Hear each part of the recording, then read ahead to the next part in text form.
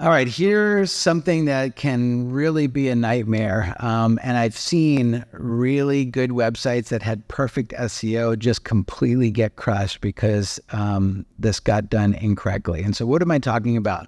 I'm talking about when you are basically taking a website and you're redesigning it, or you're taking a website and you're migrating it from one domain to another domain, right? And so there's best practices in doing this kind of stuff, and then there's nightmares in doing this stuff. And I've seen both. I've been on the opposite end of where somebody basically went in and they hired somebody. It was a web developer that was a friend of theirs, and they just wanted to redesign the website, and they didn't know why it was important to basically go in and actually map every single URL and making sure that things are redirecting correctly and removing things like sidebar navigations that have links.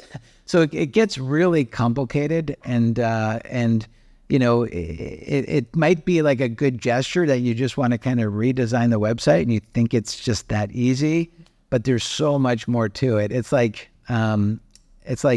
painting a car, right? So in order to paint a car, you got to take the engine out in some cases, right? Because you got to paint the inside of the car. But guess what? The engine has to get put back into the car, right?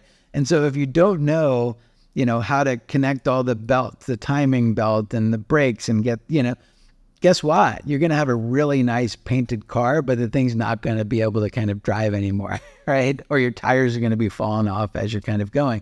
So anyway, it's kind of like that. That's a good analogy. So I would encourage you, if you are going to be in the process of redesigning a website or migrating a website from one site domain to a different domain, reach out to somebody that knows SEO and has done this before.